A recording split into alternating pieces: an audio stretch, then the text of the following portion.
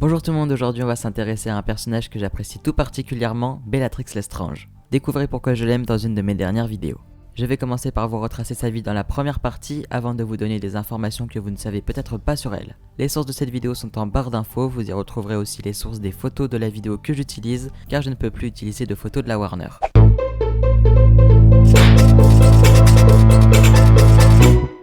Bellatrix Lestrange est née en 1951 de nom de famille Black. Elle a des cheveux noirs, ondulés, connus de tous et des yeux foncés. Dès son plus jeune âge, elle a appris les valeurs de la pureté du sang.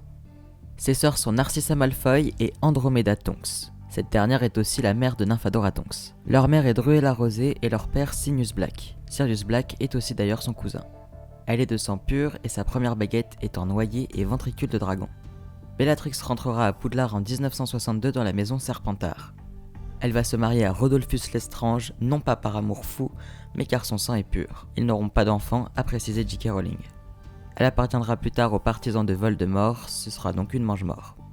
Quand Voldemort disparaît, elle va torturer le couple Londubat avec son mari Rodolphus et les frères de ce dernier. Ils vont ainsi infliger à Alice et Frank Londubat le sortilège Doloris, qui va d'ailleurs rendre ce couple fou sans le tuer. Après avoir fait ça, les mange-morts seront arrêtés et emprisonnés à Azkaban.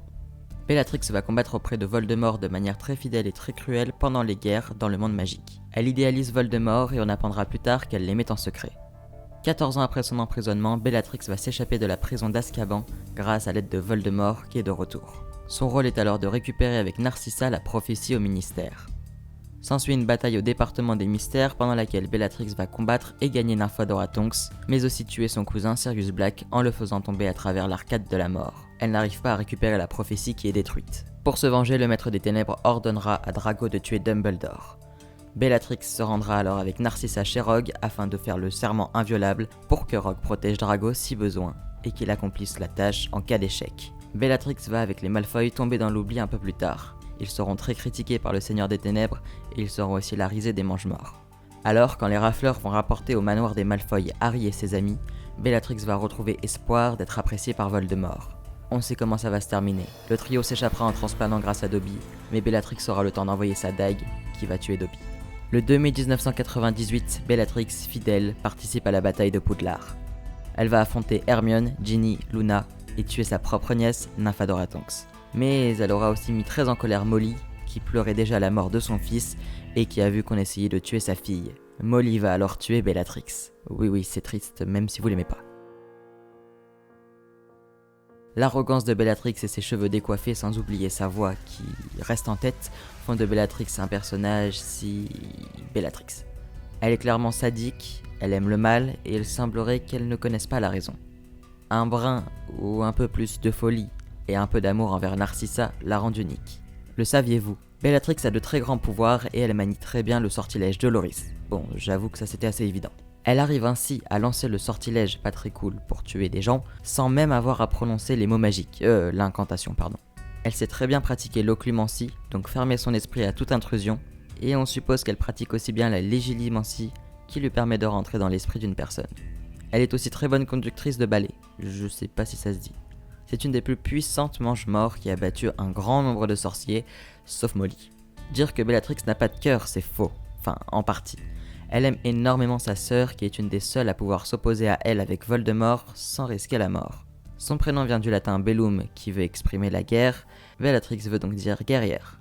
J.K. Rowling a avoué avoir fait une erreur dans les livres. En effet, Sirius disait dans le 4e tome que Rogue restait à Poudlard avec Bellatrix et d'autres mange-morts. Or ce n'est pas possible, car Rogue a été élève en 1970 et elle 8 ans auparavant, on ne lui en tient pas rigueur. La couleur verte, produite par un sort impardonnable fait par Bellatrix, la caractérise. Helen McCrory aurait pu interpréter Bellatrix, mais elle était enceinte à ce moment. Elle aura tout de même interprété Narcissa. On ne verra pas Bellatrix jeter un sort avec sa baguette dans les films, mais par contre avec sa dague oui. Rappelle-toi Hermione. Après la mort de Dumbledore, c'est Bellatrix qui lance la marque des ténèbres dans le ciel depuis la tour d'astronomie. Dans les livres, ça se passe pas exactement comme ça. C'est un autre mange-mort qui va le faire, et avant que Dumbledore meure. Anecdote connue, Helena Bonham Carter a failli transpercer le tympan de Matthew Lewis durant une scène au ministère en lui mettant la baguette dans l'oreille. Pas cool. Dans le livre, Molly va directement tuer Bellatrix en un sort, alors que dans les films, elle va lui lancer un sort pour rapetissir ses vêtements et un autre qui va la faire devenir poussière. Enfin, particule. Et enfin terminons sur Helena Bonham Carter, l'excellente interprète de Bellatrix Lestrange. Son talent d'actrice est très apprécié du public, et il faut dire qu'elle interprète ce rôle à merveille. Elle a aussi joué dans de nombreux films, et enfin elle est née le même jour, mais pas la même année que Will Dunn, qui est l'interprète de James Sirius, jeune dans Harry Potter. C'est la fin de cette vidéo, j'espère qu'elle vous aura plu. Vous pouvez retrouver mes autres vidéos, le saviez-vous, en barre d'infos et sur le lien en fin de vidéo. Vous pouvez aussi retrouver ma boutique de produits Harry Potter 100% designée par moi-même, le lien apparaît juste là en haut. N'hésitez pas à liker cette vidéo si vous aimez les le saviez-vous, et moi je vous retrouve très vite pour un nouvel épisode sur Drago Malfoy.